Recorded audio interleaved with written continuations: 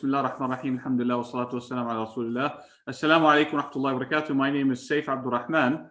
I am the Director of Public and Government Affairs at Al-Hijrah Islamic Center in Falls Church, and also started with a few other people, the Virginia Business Association, which is intended to be a small business tool for Virginians to be able to, Virginia small businesses to come together and leverage resources.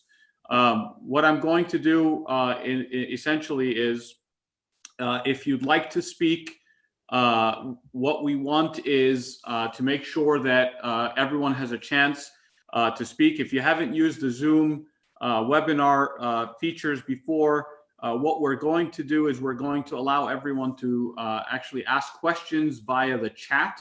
So if you are on the webinar, you can go ahead and enter your question in the chat, and one of our co-hosts, Shahid Rahman, will be actually tracking those questions so that we can get it over to our speakers tonight.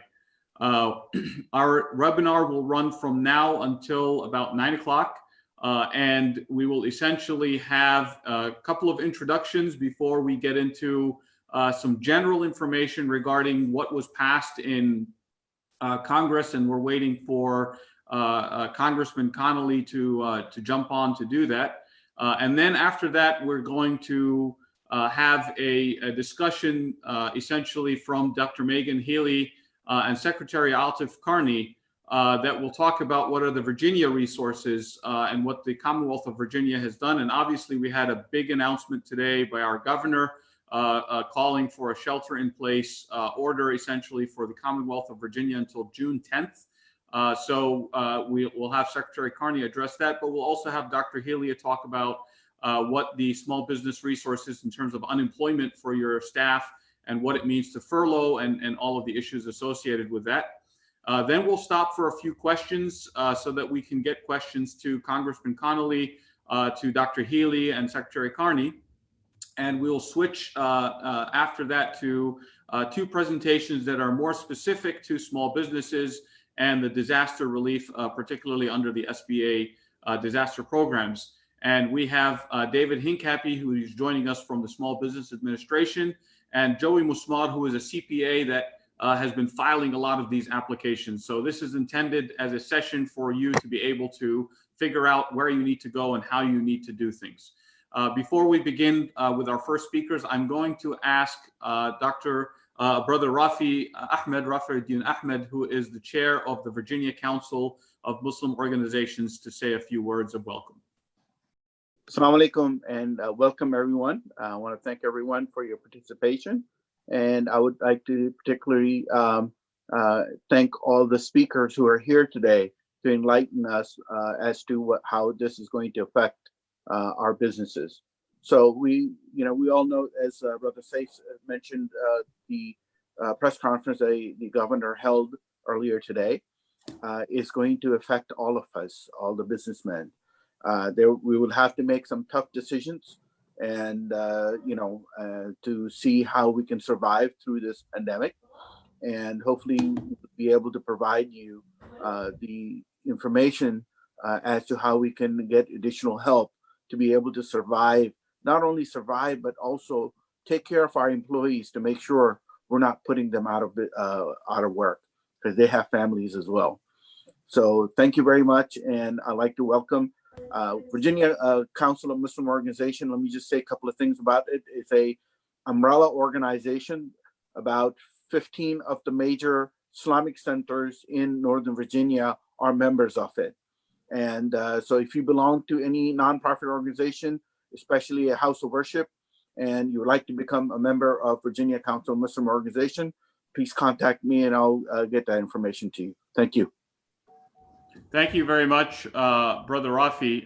The next person I'm going to invite to do a very quick intro, because this was an idea that we had kind of been throwing around together, is Shahid Rahman, who is the Executive Director of the American Muslim Institution. Shahid. Fantastic. Assalamu alaikum, everyone. Good evening. I'm so glad that you were able to join us today. As Brother Saif mentioned, we've been hearing from all of our supporters, donors, well-wishers, and friends during this tough time. They're facing a lot of hardship, and they wanted to know what we could do.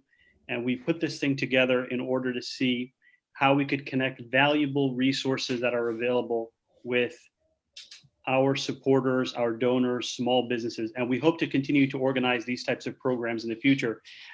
American Muslim Institution is a national organization based out of DC, and we're very much interested in an America where all Americans are in this together. And I think this coronavirus is a great example of how Americans can work together to overcome these challenges. This is affecting everybody, irrespective of religion or race. Thank you very much, Shahid. I don't see that Congressman Connolly has joined us just yet. Let me see if I see him on the list of people. Congressman Connolly, if you've joined us, if you can send a text to us, because I should have had something sent to you, but I don't see you on. But I think what we'll do is I see that Secretary Carney has joined us. So I would like to ask Secretary Atif Carney to give us a very brief background as to what the governor announced today and what are kind of we doing in the Commonwealth of Virginia in terms of general business issues before we turn it over to Dr. Megan Healy. Secretary Carney. Well, good evening, everyone. Thank you, Brother Saif. Thank you, everyone who's on today.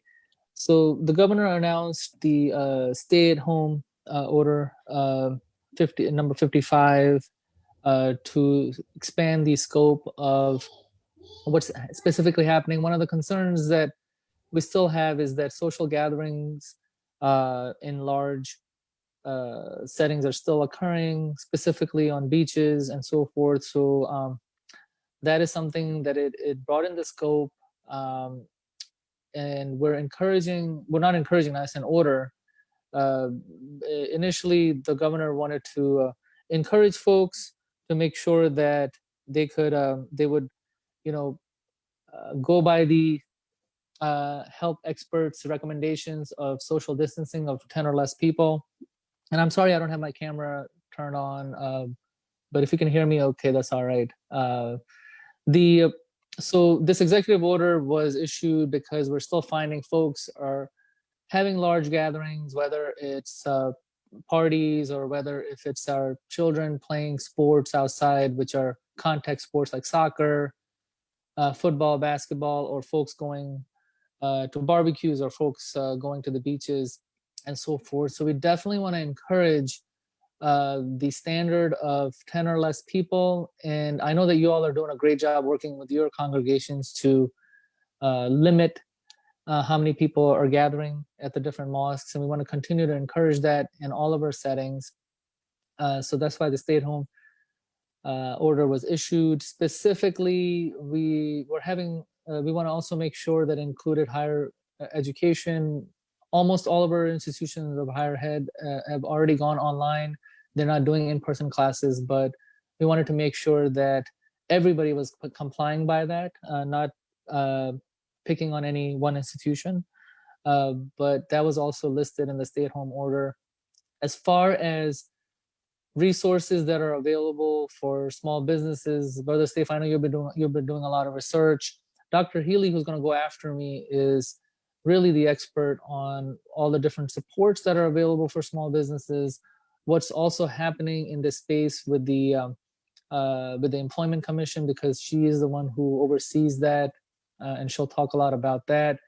We have a federal stimulus package. We're getting about $3.3 billion from the federal government. I'm assuming Congressman Connolly is going to talk about that. And I'm on. Yeah, so we're looking at what's going to happen with the federal stimulus package. There's going to be a lot of thought put into the existing state budget. Just want to be forthright and transparent is that with the new proposed spending in the biennium budget, a lot of that is going to change. I know many of you were engaged in a variety of conversations in a variety of spaces, whether it was education, whether it was healthcare, whether it was other issues that you came and advocated for funding in the new biennium budget. So there is a lot of things that are in flux and they'll be changed and varied. So Brother Saif, I'll turn it back to you because I'm assuming you want to go to Congressman Connolly or Dr. Healy next. So I'll turn it back to you. Thank you very much, Secretary Carney. I think we'll go to Congressman Connolly before Dr. Healy to talk about what's in the federal stimulus and what we can expect over the next few weeks in terms of what else might be coming through Congress, particularly as it relates to small business. Congressman Connolly. Thank you so much. And I want to assure you, I've been on the phone since quarter of 8, but I had to make a couple of different changes to get on, and then they muted me. So thank you for unmuting me, and salam alaikum. Alaikum salam. Thank you for being on. No problem. Yes, Congress has now passed 3 bills with respect to coronavirus. First one was designed to try to pump money so that we could activate the supply chain, especially to medical centers. The second one was and that was an $8.5 billion bill. The second bill was a $100 billion bill, and that was designed to try to address both medical and economic needs. And then, of course, the third one, the CARES bill, which is the bill I'd like to talk about, is the bill we passed last week. And that's the largest single funding bill in American history. It's $2.2 trillion. It includes $260 billion for a much more generous unemployment insurance program, which may affect some of the people on the call and or their employees. We extended unemployment insurance to self-employed, sole proprietorships, gig workers in the economy, so that they would actually qualify for unemployment insurance. We added $600 a week to the unemployment insurance benefit. That's really important here in Virginia because Virginia is one of the least generous states. The average unemployment weekly check is $378. Very hard to live on that in Virginia. So adding $600 a week for the next 4 months to that, I think really helps. We added 13 weeks of qualification, so we extended the unemployment benefit by another 13 weeks. And we waived waiting weeks so that you don't have to wait once you file for unemployment. We added $150 billion to the healthcare system to try to make sure there are ventilators, there's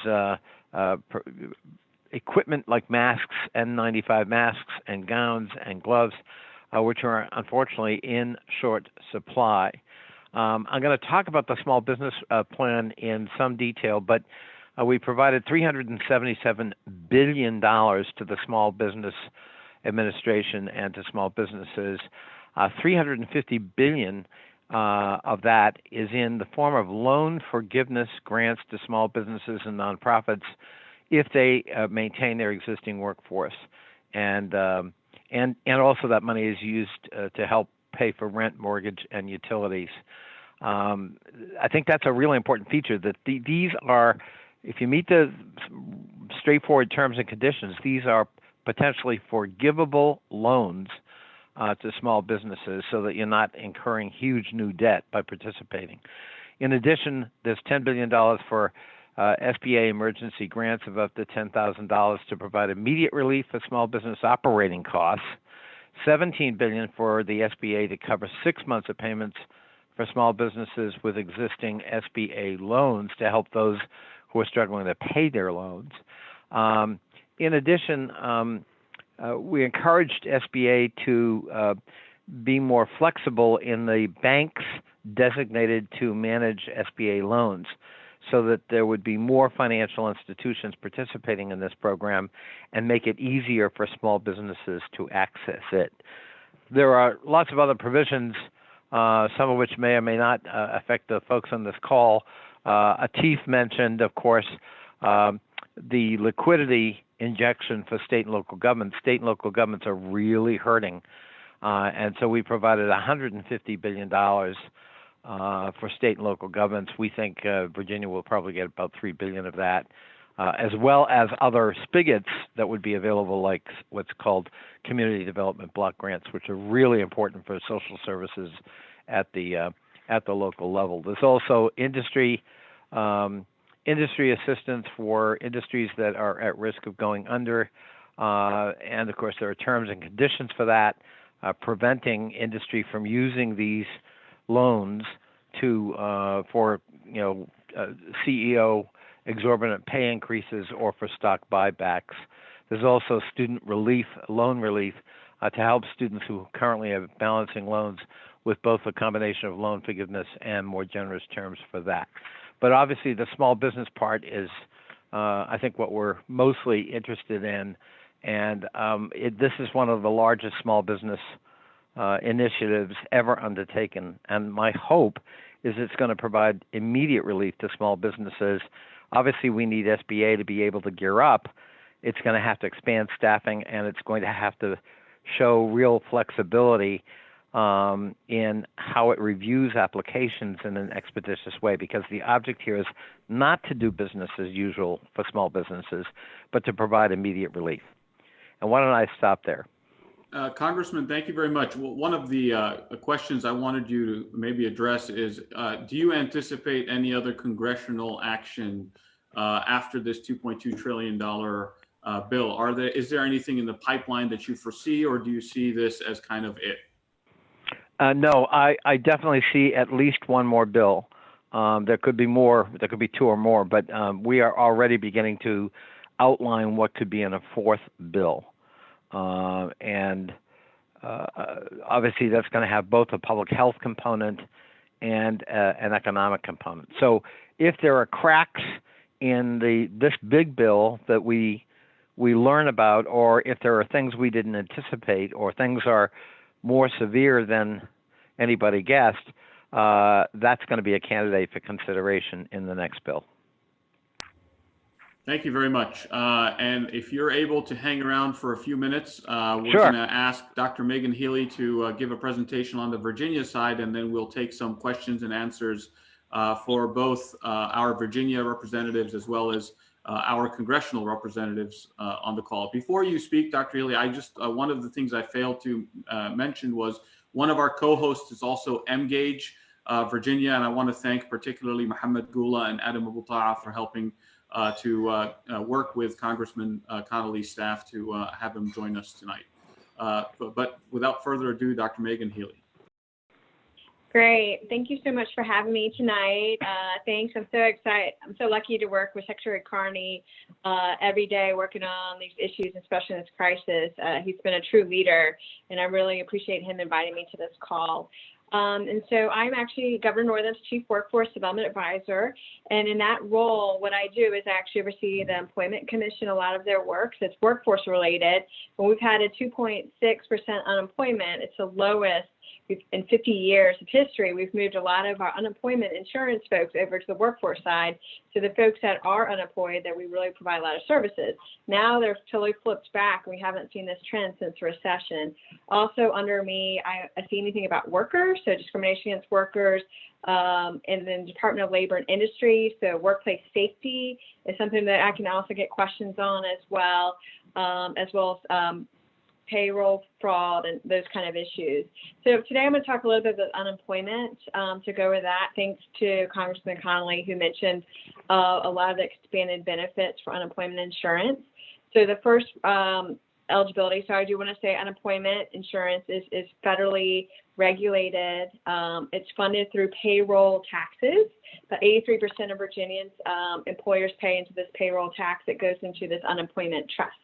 And so when I talk about eligibility, what currently is and what's coming, that's kind of the guidance that we use. Because of COVID-19, the U.S. Department of Labor, which I'm the governor's liaison to, has expanded who can receive unemployment insurance benefits. And so that is if a business temporarily closed, we could issue unemployment insurance to those workers. If someone has to stay home to stay with a sick one, that does include, so these are things that never would have been included in unemployment insurance or eligibility before, as well as if someone has to be quarantined for 2 weeks because of a health professional or say that they have to stay at home. And so that's currently eligibility. With this new CARES Act, which we're really excited about, it expands eligibility to your independent contractors, your sole proprietors, your gig workers. And this is through something that we call disaster unemployment assistance. And so these are formulas that we've used actually in Virginia before, but we've only used them in hurricane situations or natural disasters. And so we take these formulas and we look at independent contractors and their work, and then we have our weekly amount. So with this new CARES Act, the $378 was the cap, the top limit that someone currently would be getting on unemployment insurance. And now it's added $600, so it would be now $978 to our currently unemployed, the ones that are eligible, the ones that we actually have payroll data in that's in our trust. So we're also now going to expand that definition to the new group of if it's anyone who's a 1099, a gig, sole proprietor, independent contractor, will also be a formula based off a disaster and then the $600 on top of that. So we signed all our papers. The governor signed them on Friday. We are ready to go on Monday to open up eligibility for unemployment insurance. We're still waiting for guidance from the U.S. Department of Labor. And so we still have not seen that. Our systems are pretty much ready to tack on that $600 per week, and that includes our 4 months eligibility system, also over additional 13 weeks. Please forgive me.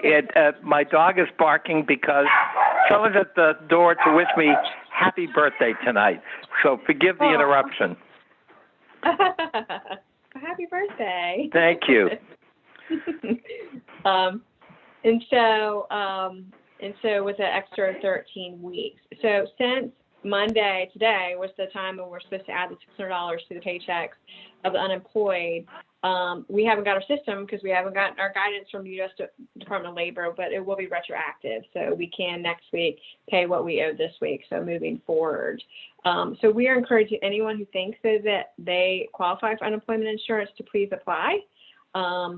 Since the rules change by the minute, and if anyone was denied of unemployment that could have been an independent contractor, we're going to go back and look at their applications and see if we can give the funds forward. We want everyone to apply online. It's bec.virginia.gov. We've had unprecedented amounts of people apply for unemployment insurance. The highest day we ever had in the recession was 3,000, and we've already hit like 16,000 in one day. And so our system is we've upgraded it many, many times, but we're still working on this. We also have call centers. We've increased capacity of our call centers 20%.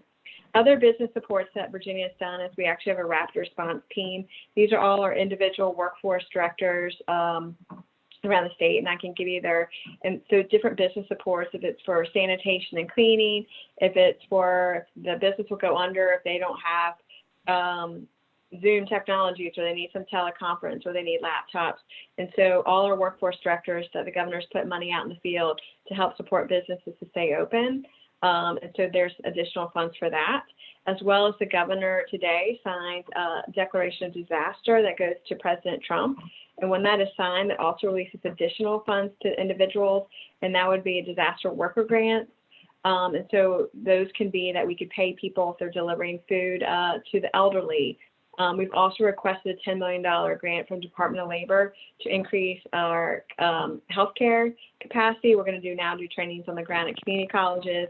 This is how you take someone's temperature. This is how you take a pulse. Get them trained so they can enter into some of our hospitals, because we know about 30 to 40% of them might be out at one time if they're quarantined or sick and unable. So we're really trying to, that's kind of the priority of mine, is really trying to get more people to volunteer to work in this healthcare crisis at the hospitals or potential our affiliate sites as well. And so there's some of the funds that we are releasing out in the field. Dr. Healy, a quick question to start off, if you'll allow me. How quickly can someone expect a response if they do file for unemployment, or if a business reaches out to the task force?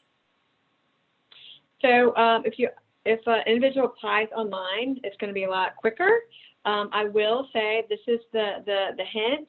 Check the box that says lack of work, because that it kind of streamlines you to right. And so what happens in a couple of days, we have to verify that's your address. So we mail you the PIN, and then you go online to a portal, and then you ask for direct deposit, and hopefully you get your checks within a week.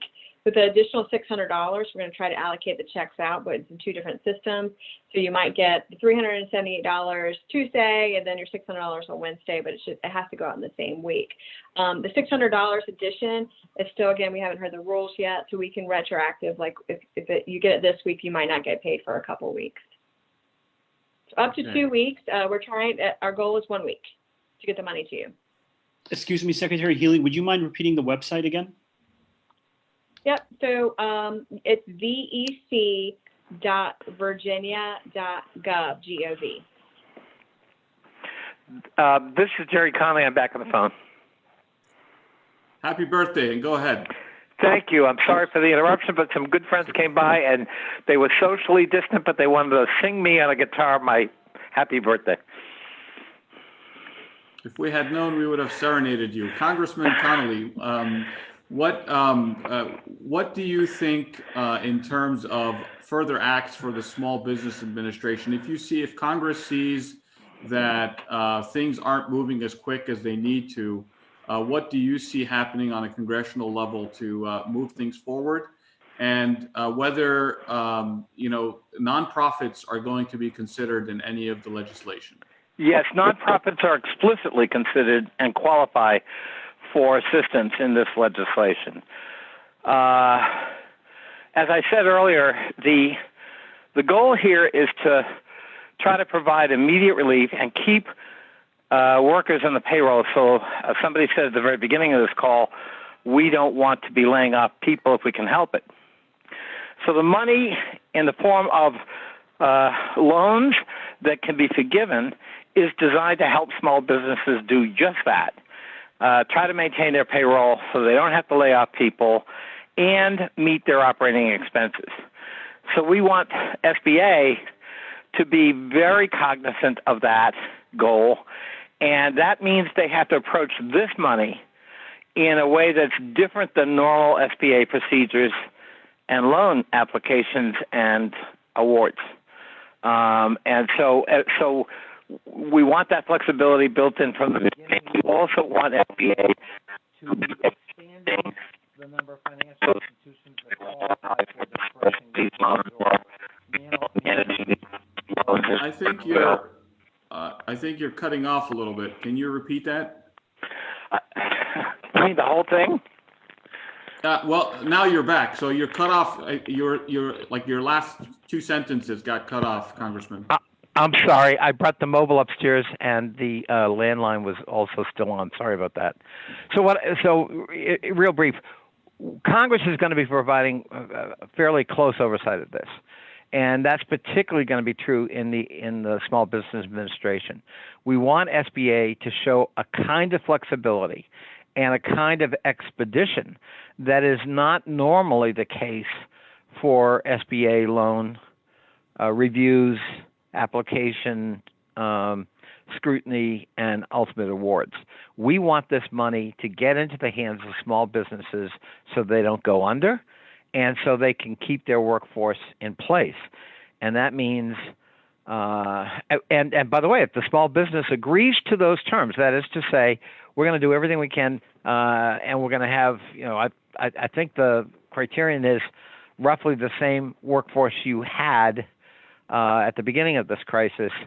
If those are still on the payroll, then you qualify or will be eligible for qualifying for this loan being forgiven. So it's a pretty good deal because the loan turns into a grant, and we really haven't done that before on this kind of massive scale. So pumping $377 billion into the system. But your question, what do we want from SBA? We want them to understand that we have to move with great speed. We want to expand the number of banks or financial institutions that qualify for managing SBA loans beyond the regular banks that have previously been listed, so that there are more entrants into that pool, and that means it's more convenient for small businesses to go to a more local bank or financial institution.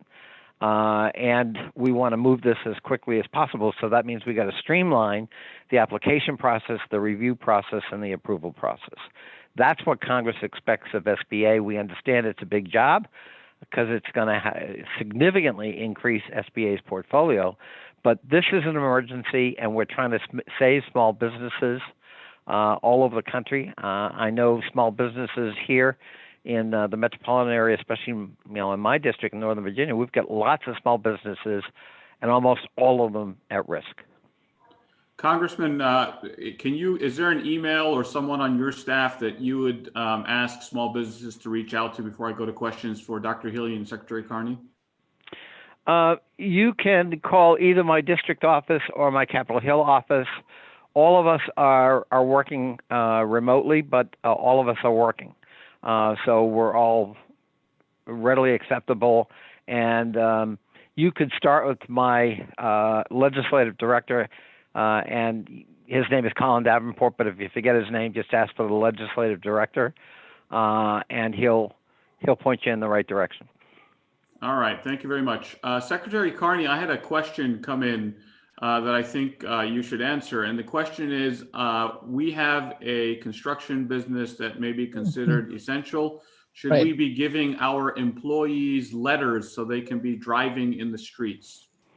That's a good question. So we got had two questions about construction. One contractor who works for higher ed and one who works for K-12 actually sent us those questions. Yeah, I think that would help any documentation if they're considered essential, so they don't get stopped. Having said that, and Dr. Healy can help me out here, but to answer those questions specifically, we have a streamlined email that our Secretary of Commerce shop has set up, and they're monitoring that email about what is essential, what is not essential, especially with the stay-at-home order. We're getting a lot of questions from folks who do landscaping, who do construction, to see, okay, well, am I allowed to do this or not? And I believe the email that's being monitored is business@governor.virginia.gov. Dr. Healy, if you want to help me out, is that the right email that we've been using to answer those questions? Yes, that's the right email. And I've received that question too. Can we repeat that one more time? Sorry, Dr. Healy, one more time, repeat that email. It's business@governor.virginia.gov, G-O-V. Thank you. Yeah, sorry, I cut you off. Go ahead. No, that's all right. Now I get those questions too. I mean, we're really enforcing the 10 rule. The governor is that you can't have more than 10. Not quite. Other states, you are required to have a letter from your employer to travel back and forth to Central, but we're not going to be really pulling people over in Virginia, I don't think. Just enforcing the 10 rule. Okay. Another question that came in, Dr. Healy, was, I'm a small business owner. Am I eligible to apply for unemployment?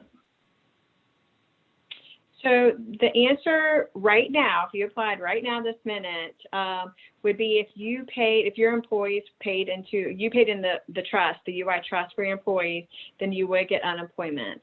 With the expansion of the CARES Act, you can apply now, but it might take a little while till we get the rules, because if you're a business owner, then now with the increase in eligibility of the 1099s and gig workers, you will get unemployment. But currently, I could give you unemployment today if you've actually already paid it for your employees, but just not yourself. Okay, and this is Jerry Conlon. Can I just add to that, Dr. Healy? The president signed the bill into law, so it is now the law. And that means we have a different set of criteria for who qualifies for unemployment. And as Dr. Healy just indicated, it's a much broader qualification now than it was before. And even there were some people who filed for unemployment, say, just before the bill was passed and signed into law, who didn't qualify.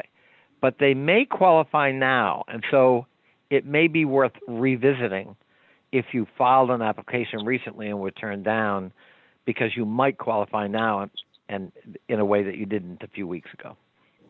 Thank you for clarifying that. Dr. Healy, also, I've had this question come up many times.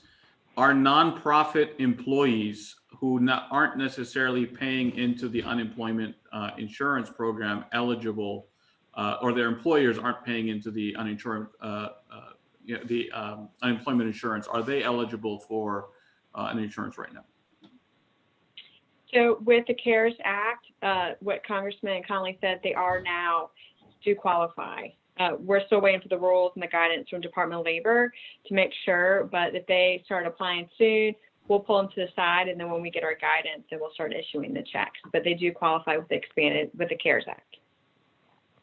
Okay, I'm going to take two more quick questions for Can Dr. I- Healy. Can Yes, I just, Congressman, jump in. Go ahead. I'm sorry. Just before I forget, it's not related, but it is under the category of eligibility. So, in the CARES Act, the Democratic version coming out of the House said that everybody up to a certain income level who had a Social Security card or a Social Security number qualified for a $1,200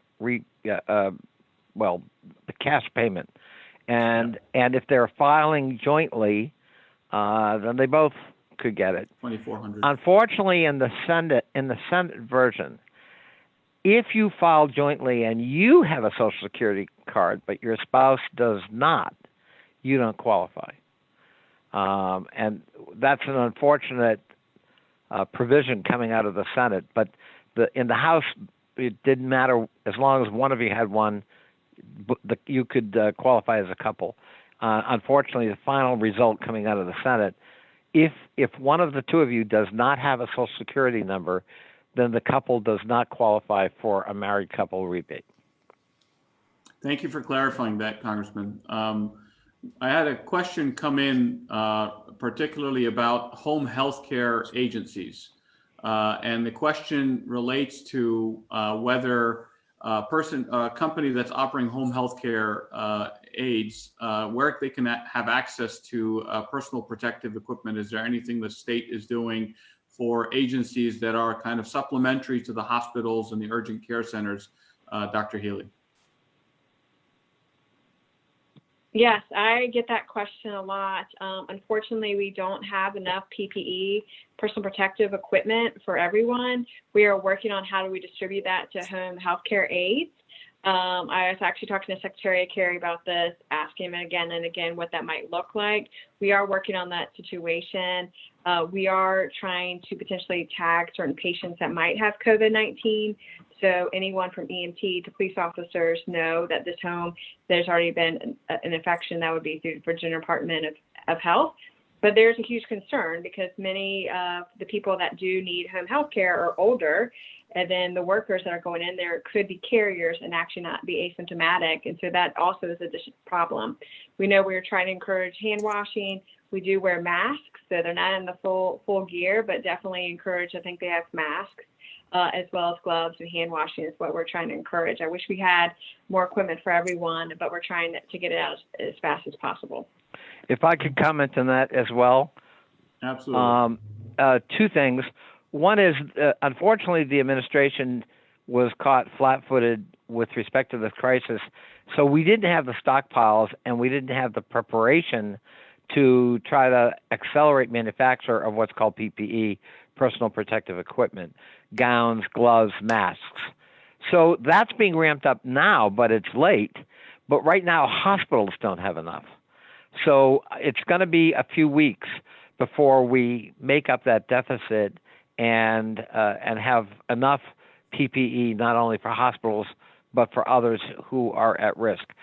Secondly, you may have noticed that the president has said he would invoke the Defense Production Act. The Defense Production Act empowers a president, when invoked, to direct U.S. industry to produce emergency supplies. So, for example, he could direct a manufacturing company like Ford Motor Company to produce ventilators. He could also, therefore, use that same authority to demand immediate production of PPE, which would go a long way to helping to solve this problem. He has refused to do that. We're not quite sure why, but that he does have that power. He's invoked the act, but he has not implemented it. Should he do so, that would also be a help in terms of really increasing the supply of PPE. So there are two things I wanted to share, if that's all right. Can you hear me, Brother Saif? Yes, absolutely.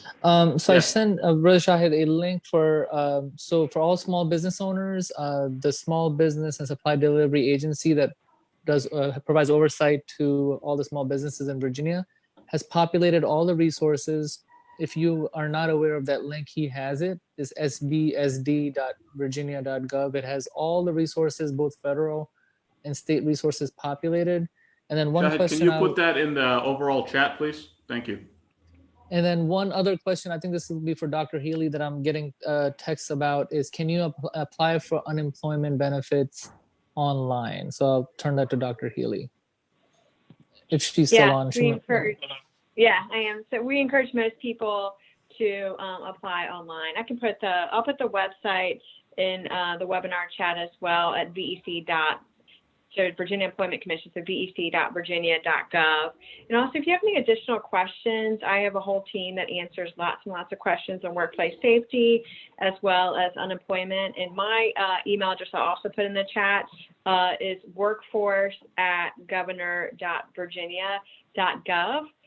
So, because VEC is so busy, it's all hands on deck trying to get those claims out, as well as Department of Labor and Industry has heard lots of complaints about unsafe work environments and workplaces, very similar to the home health care one we just kind of heard about, like what kind of protections, what are the protocols, what are the standards, and we're still waiting to integrate a lot of the OSHA standards into our state standards so we can enforce them a little bit more.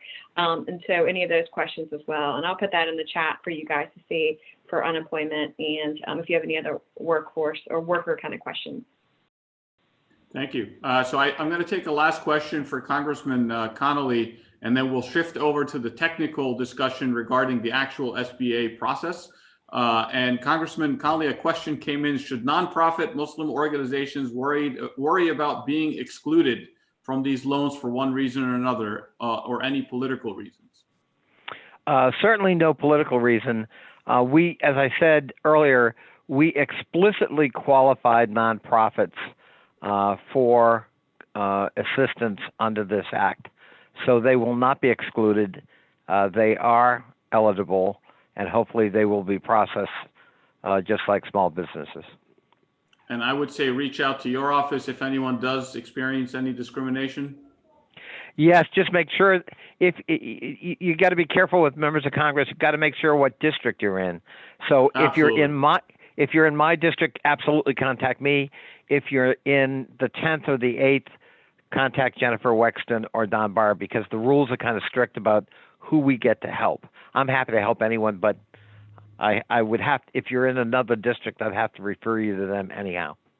And the last quick general question for Dr. Healy also, some employers are reducing the number of hours of their employees, I guess some sort of furlough. Do these employees whose work hours are reduced qualify for unemployment? Yes, they do. Some other states have work shares. We don't have that here in Virginia, but you do qualify for partial unemployment. So please go online and fill that out. It's the same form. So I think the most important thing we've heard from both Congressman Connolly and Secretary Carney and Dr. Healy is, if in doubt, apply. And then, worst case scenario, you'll get denied and you can work through the process. But apply, I think, is kind of the thing that we're hearing. And the only caveat I would add is just give a little bit of time for implementing agencies at the state level, like Dr. Healy and her great team, and SBA, to figure out the new rules and update their websites and their application forms and the like. But if you encounter difficulties, absolutely contact us. Thank you very much. I'm going to close it right there for the first three speakers. I want to thank Congressman Jerry Connolly for joining us this evening. I want to thank Dr. Healy. If you have time to please stay on, please. Don't feel like we're asking you to leave. If you have time to stay on, you're more than welcome. And Secretary Carney also. But I do want to switch over to the more technical discussion right now regarding the actual SBA process, so that people get an idea of how to apply for these loans. Our first speaker is going to be David Hincapie. He's an economic development specialist at the U.S. Small Business Administration. David is actually going to walk us through some of the parts of the form that are necessary, as well as some general information. David, did you want me to put a specific presentation up right now? Yeah, throw it up there, and we'll go through it so people can get an idea. There's some Is this the screenshots that'll show them. EIDL one? Yes, yes. Okay, it's coming up right now. So on your screens, you're going to see, if I can get the share screen to work, you're going to see a presentation that's going to come up. Let me see if I can get this to go to. Okay, it should be up on your screens.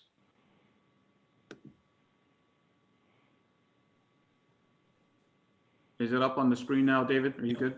It's right there. I can see it. Okay. All right. Go for it. So this is modified, heavily modified late this afternoon because of it's what we were using last week before the legislation was passed and then signed. So we're going to go through it, and you're probably going to have a lot of questions. All right. So next, can I control it, or can you, or do you? I think you may be able to. Let's see here. All right. Now let's get past that. Okay, here we go. All right. So here's the point of the economic injury disaster loan. So this is what we're going to talk about, using the loan payment deferrals to augment cash flow. That was mentioned by the congressman, or perhaps by the other speaker. We're going to talk about economic injury disaster loans, the application process, application support, and this one-on-one mentoring and confidential coaching. That I'll get to that. Let's go to the next one. Okay, so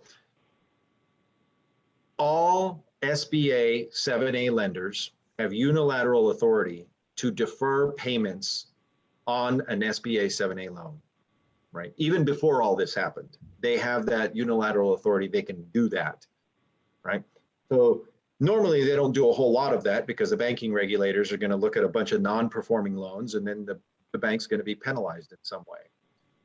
What's happened now is federal and state banking regulatory agencies have issued a joint letter to financial institutions strongly recommending lenders work with borrowers to offer loan modifications in response to the COVID-19 pandemic. So this way, if some community bank has 20 SBA loans out there and they give a deferral to the borrowers, it won't impact the lender's standing with bank regulators, nor will it reflect negatively on the borrower's credit score, importantly. So nobody gets penalized for getting a 6-month deferral on the payments on an existing 7A loan. Go to the next slide. Okay, so this is where it mentions existing SBA-backed business loans. These are the 7A or 504 or microloans through the microloan intermediaries. Repeats what I says here, what I said earlier. Existing disaster assistance loans. If you had another disaster assistance loan from the past that you're still paying off, the SBA is automatically deferring payments on all outstanding, in other words, pre-COVID-19 disaster loans through December 31, 2020. Now, let me tell you about this, why some are automatic and why some are not. EIDLs, or that's what we call them, economic injury disaster loans. Those are direct loans from the federal government through the SBA. 7A and 504 loans, if you have one, you'll know this, they come through a bank and the SBA guarantees them. So that's why the deferral comes from them as opposed to us.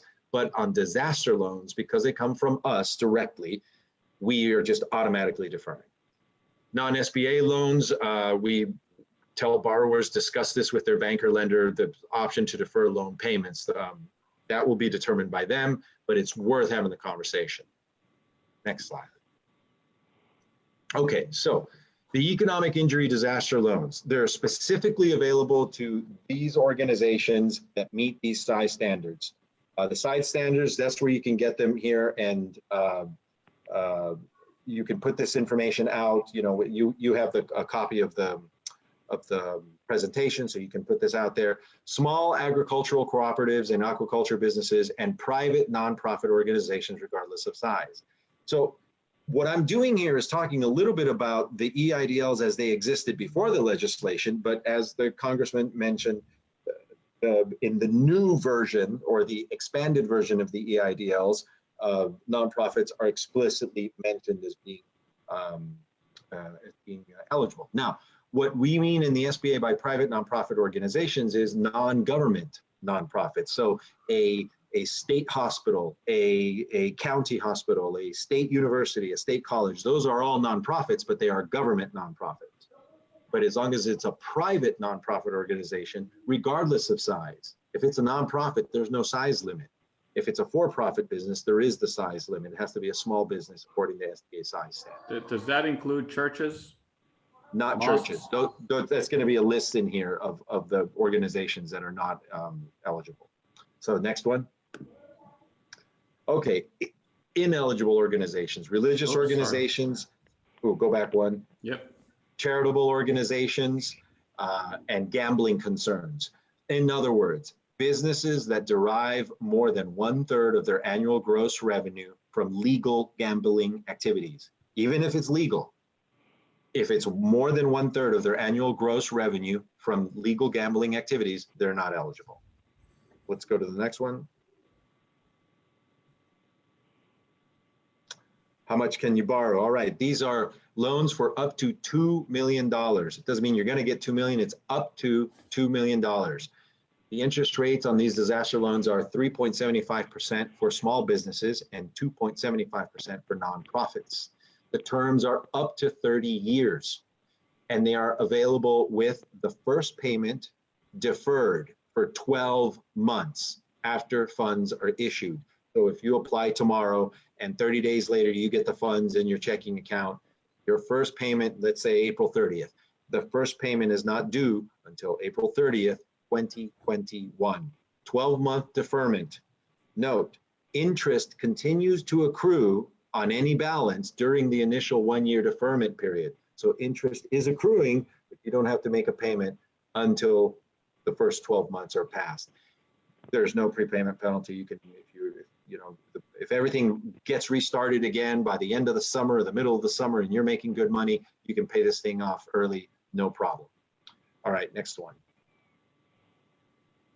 What can you use the idle funds for? These are working capital loans. We are going to use the financial information from the application to calculate an estimate of your working capital needs for 6 months, for the next 6 months. We're going to base that on your normal operations before the emergency.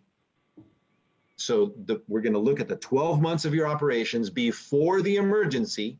We're going to look at your financial information and your tax returns and compute an estimate of 6 months of working capital so you can keep your doors open, you can keep the business going in idle, I guess, as it were, for the next 6 months. You can pay fixed debts, payroll, accounts payable, notes, mortgages, other bills that could have been paid had the disaster not occurred. The economic injury disaster loans help you stay afloat. Go back one.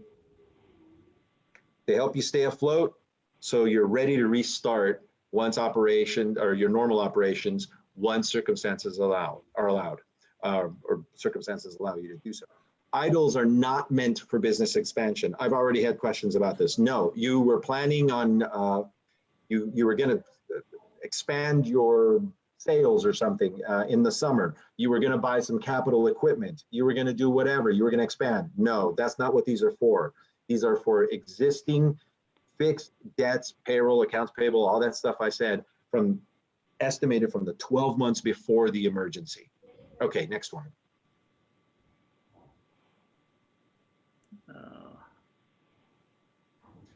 So, general loan approval criteria. First thing we're going to look at is the credit history. You have to have a credit history acceptable to the SBA. It doesn't have to be 750, 775, or an 800, FICO. But it can't also be, in the tank, right? So you have to have an acceptable credit history, but our goal is to get as much of this out to as many business owners. These are cash flow loans. These are based on cash flow. These are not based on collateral. So repayment ability is important. So I repeat, we need to know what your normal operations were for the 12 months before the emergency so we can see if you have the ability to repay this disaster loan. Eligibility, you have to be physically located in a disaster designated area, but that's the entire United States. Every county, every state, a business in any county in any state in the country is now eligible. Collateral requirements. All right, so fundamentally, the SBA will not decline a loan for lack of collateral, an economic injury disaster loan, that is, for lack of collateral. But whatever you do have available, you must be willing to pledge.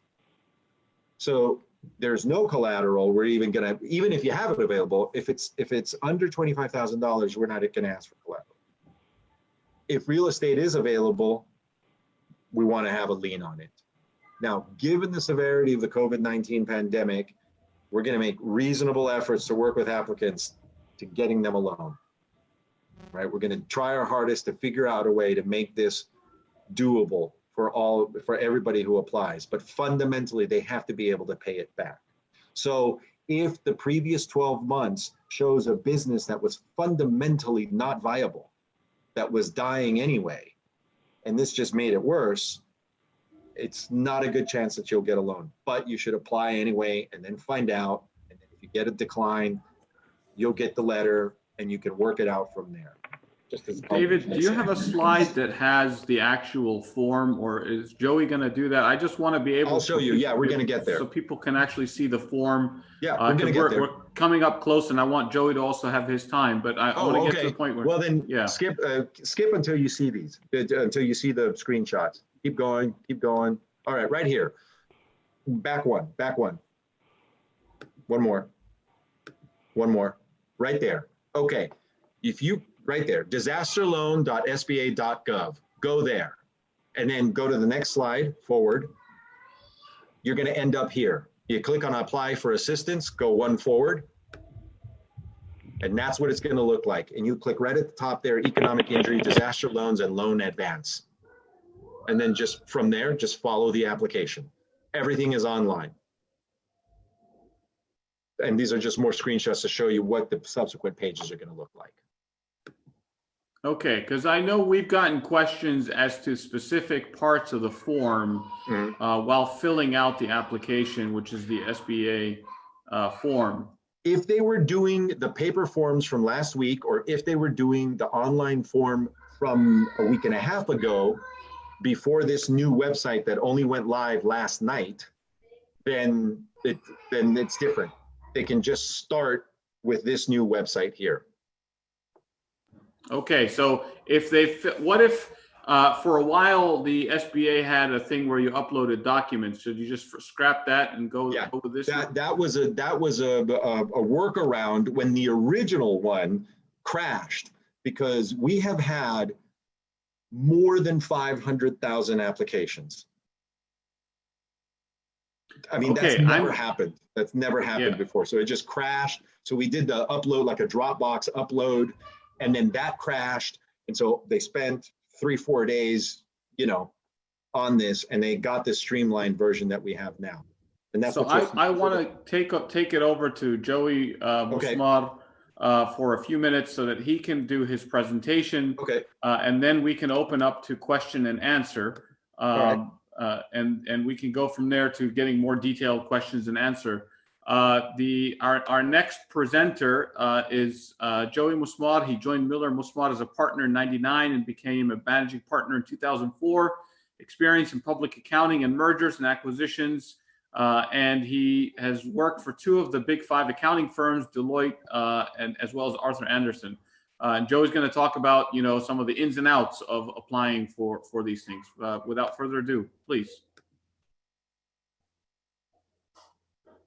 Can you hear me? Assalamu alaikum.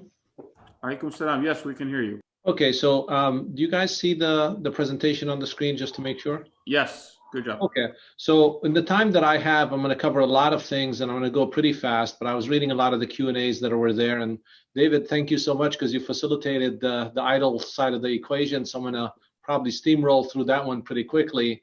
And again, I do have to tip my hat to the SBA. They've been working diligently, and we've been going through every single one of the iterations of those forms. We didn't do all 500,000, that's the rest of America, but there was plenty of forms out there.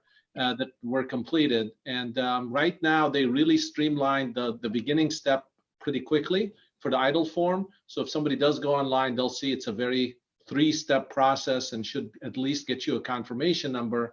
And I'm pretty sure then the SBA will contact you. But what I'm going to do is cover 2 major perspectives, one for the business owners and one for the individuals. And then I'm going to open up the floor for Q&As, which I'm pretty sure will be a lot. So bear with me and please pay attention because I got to go through 23 slides in like 20 minutes, maybe less. So hang in there. And again, in 10 minutes. So I'll stop talking.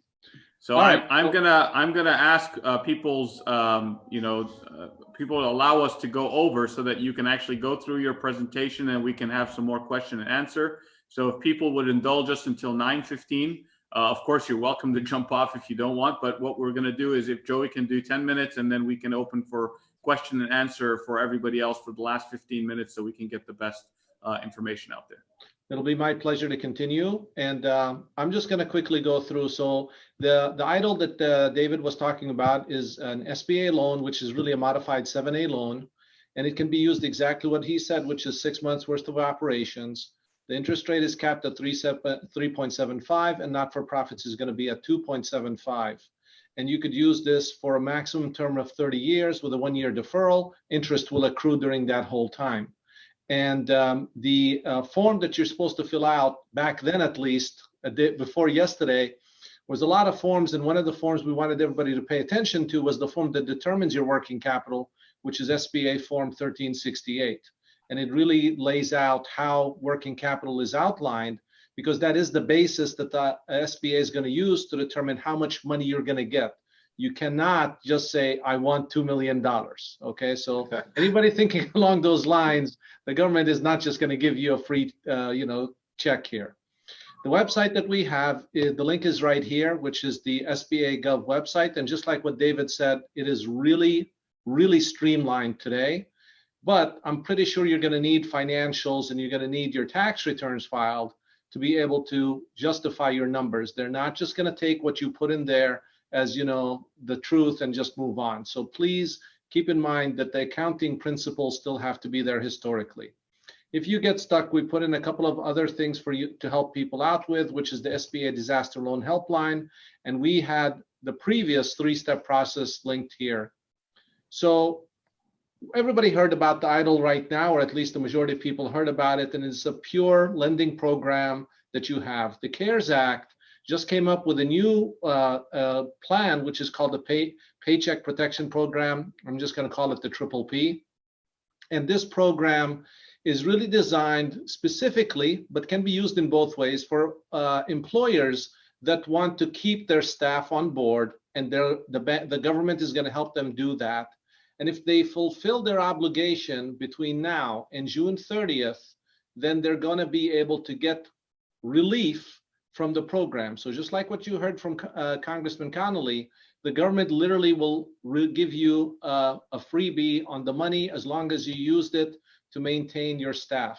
And we're going to explain in granular detail how that works. So first and foremost, it's 100% SBA guaranteed. You can do a 10-year ARM. There are really no SBA fees to pay, which are typically percentages of the loan. You can borrow up to $10 million, or, and it's the lower of, 250% of your average monthly payroll costs. We have that laid out step by step, and I'll be covering that. With respect to the deferral, you can defer 6 months. You can defer the payments for the first 6 months. So let's talk about the eligibility. First and foremost, any small business less than 500 employees qualifies. Anybody who's self-employed qualifies. So when you hear about gig employees or anybody that gets a 1099, they can actually ask for a loan if they're self-employed. Okay, co-ops we don't have to necessarily worry about, but that's for farming. ESOPs will qualify, tribal businesses will qualify, and businesses that have the aquaculture and have agriculture baked in them.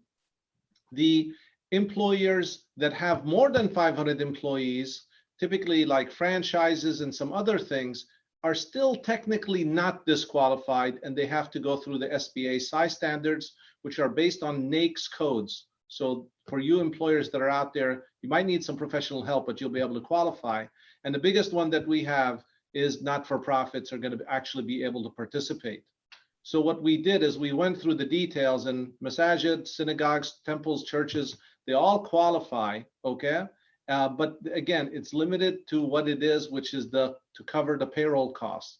You can't use this for expansion, and you can't use this for non-payroll related costs, and those will be defined in our presentation. The whole idea is to give coverage between February 15th through June 30th, 2020. This is a way to allow employers to hire staff, keep them employed during this window. And therefore, if you have not applied because it just got passed literally Friday, the whole idea is that they're going to be going back and retroactively doing the calculations from that standpoint. The loans are available until June 30th, 2020. So yes, there's been 500,000 that applied. The expectation is going to be for more. The window for this is open today unofficially, and let me explain a little bit. We've been talking to a lot of the banks. The banks most likely need at least 1 week to get their systems in place to be able to apply.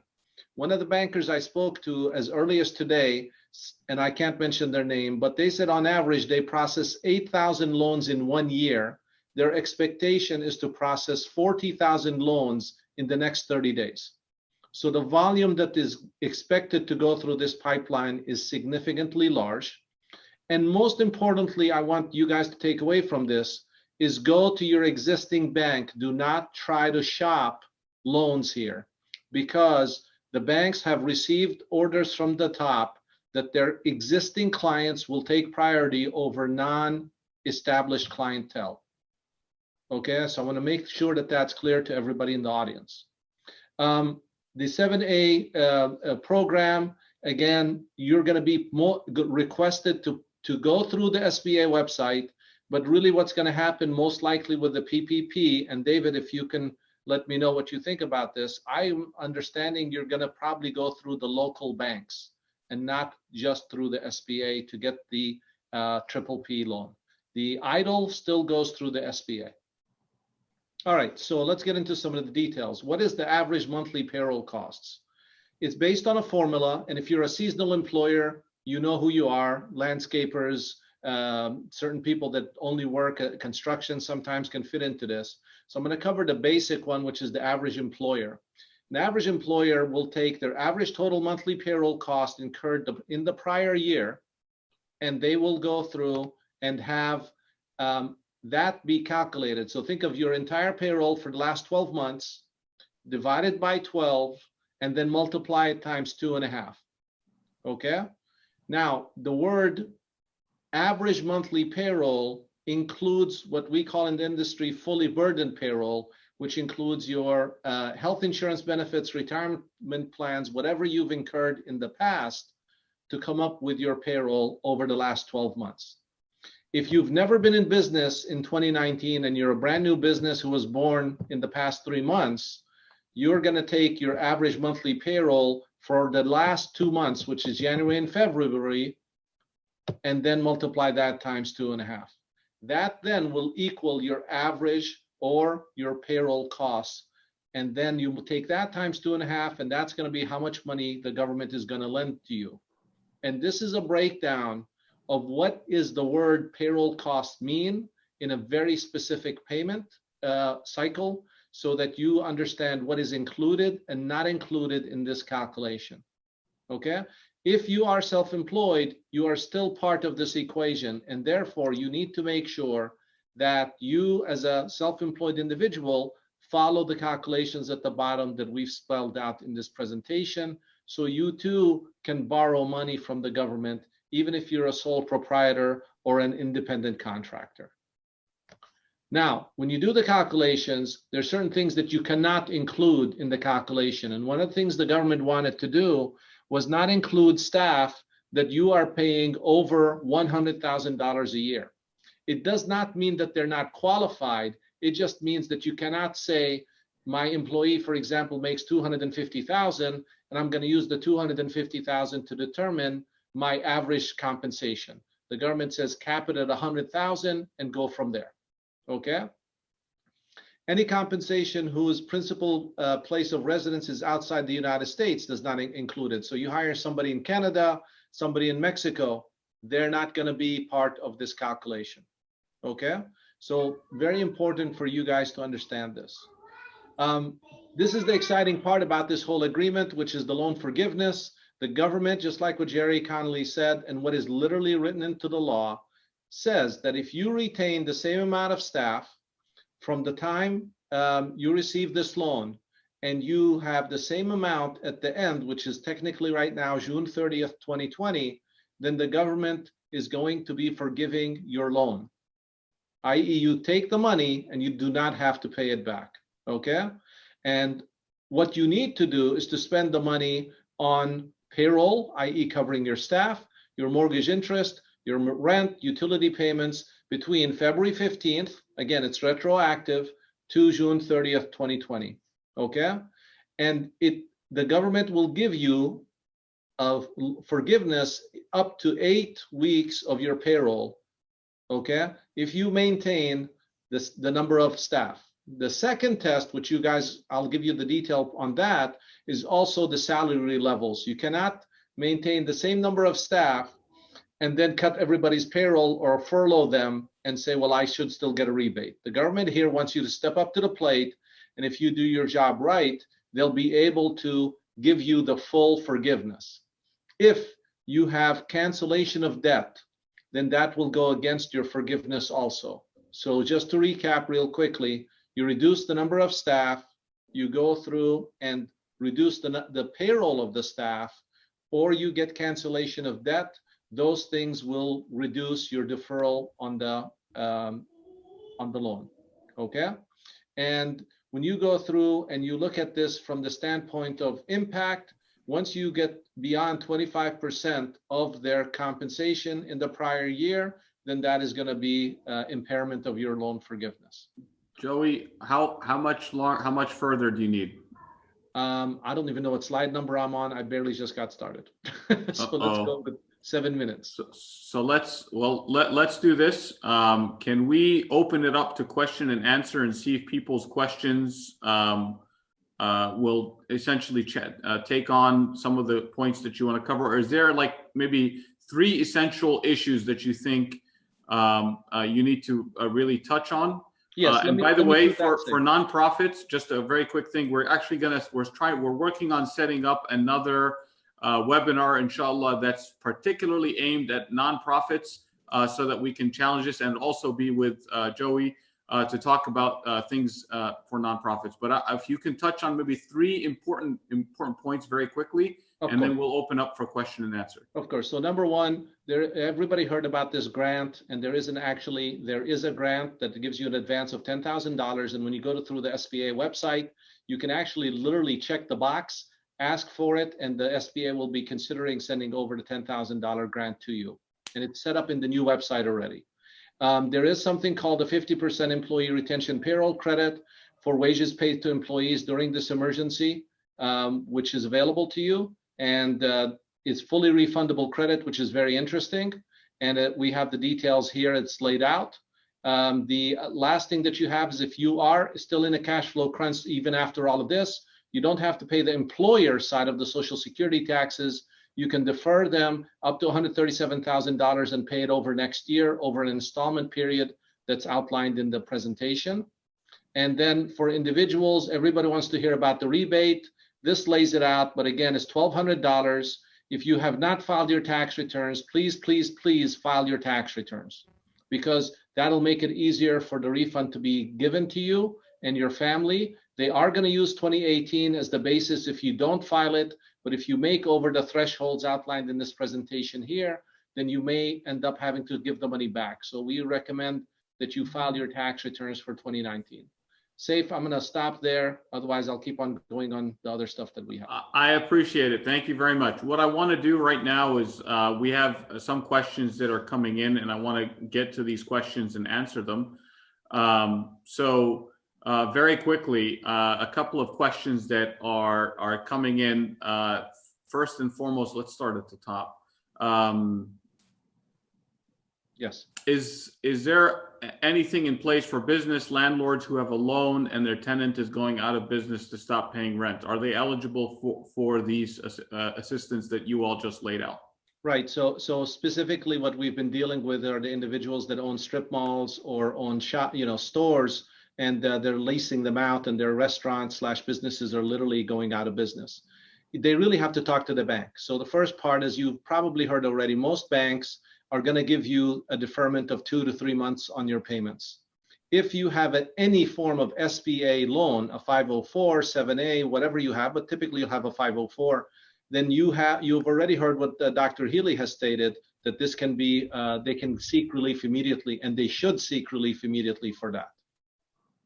Okay, David, if Yes. people applied for the SBA, EIDL, or any other through that Dropbox process, they should reapply, correct? Well, if they already have an application in that's being processed, then let it process.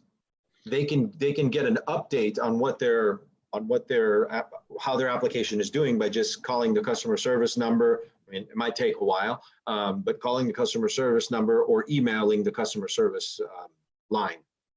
If I could So just if they- add to that, Yes, say go ahead. everybody that applies successfully gets a number. Once they have that number, they can call the 800 number, just like what David said, and they'll be able to pull up their file and assist them.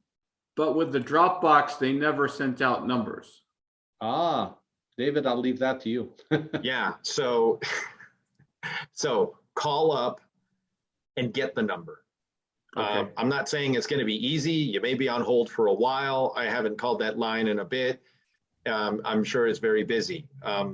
You have to do it. Some people manage to get applications in, but that was before we had an automated system to send the confirmation and with a number and everything like that. So that's what happened. If you were very diligent and in that window when that Dropbox system was working, you got it in, you didn't get a confirmation, so call now and get it. The application's there, but there was just no way to get you the confirmation with the number. So call them, email them, I put it in, this is my name, what's going on? Will 7A and 7B loans be considered grants? So again, what we're dealing with is if they've just applied for regular old 7A, all they're going to do is get the relief on having to make the payments. They will not be converted as grants as far as I know. The only thing eligible for a grant or again is the PPP. And that will not Okay. open safe until really next week when the banks hopefully open their doors and start receiving these applications. Can you go through, David or Joey, can you go through just quickly how that loan gets converted to a grant again? Only the money used for payroll or any money and expenses?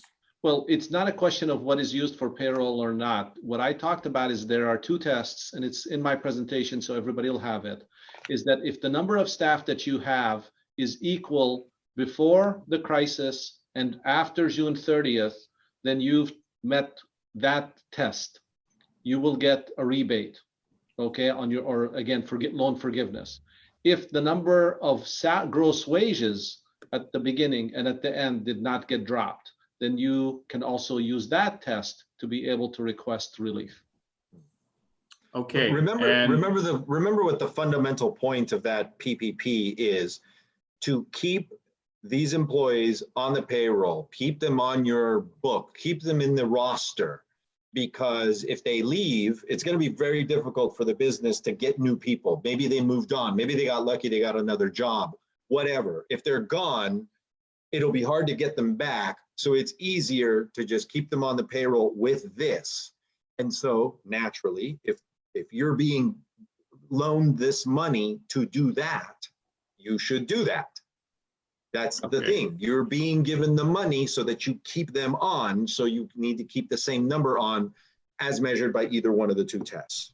Right. And just also can an to S add corp one more thing. I'm sorry, go ahead. One more thing, Saif, I wanted to piggyback on this, if it's okay, is that let's assume you have 20 staff and 10 left, or you release them.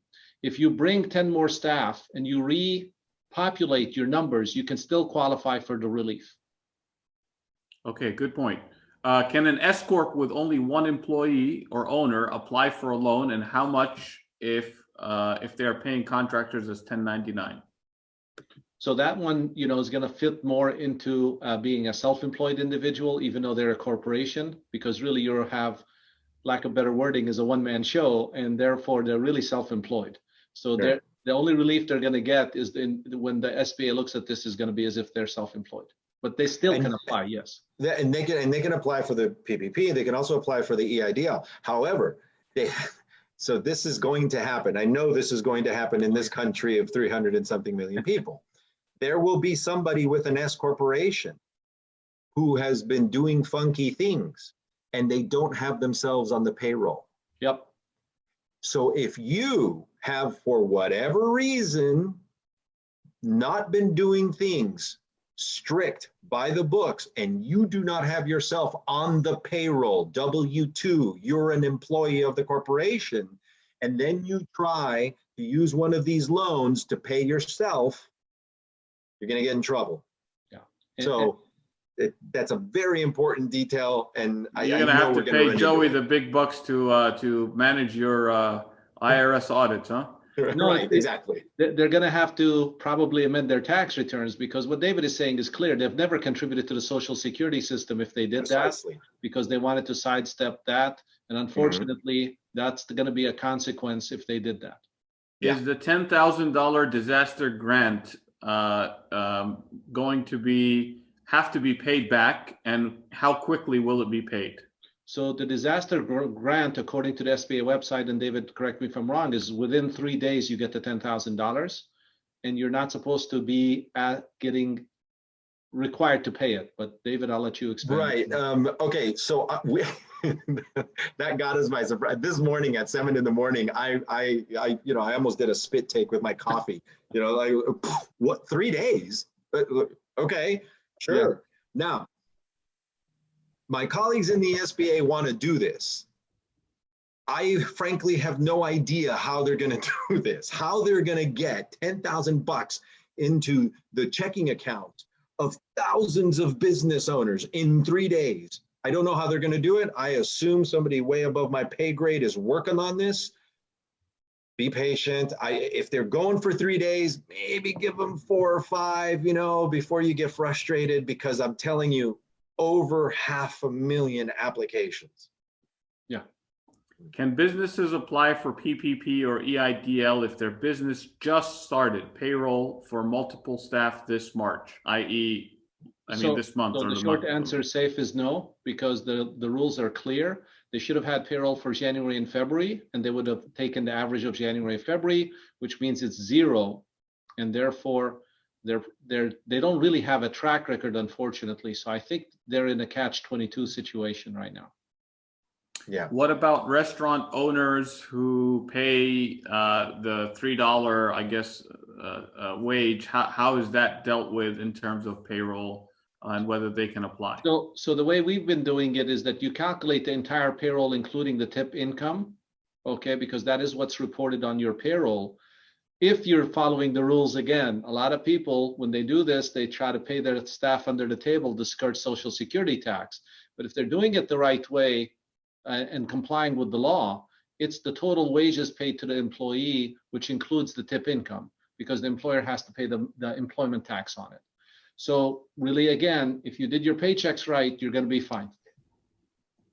Okay, so I'm going to end it right here. We're at 9:15. I really appreciate the time of our speakers, Joey Musmar and David Hincapie, as well as our speakers from before, Secretary Atif Karni, Congressman Jerry Connolly, and Dr. Megan Healy, for all of the efforts. We are planning another session.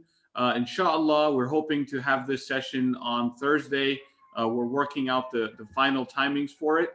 And again, it'll be with Joey to talk about nonprofits and what they can do and they can't do in times like this, and what kind of resources are available to them. I want to thank our speakers significantly for what they have done for us tonight.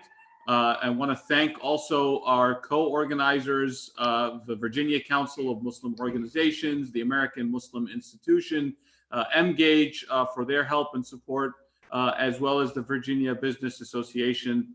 Thank you for everyone that joined. We will make this available.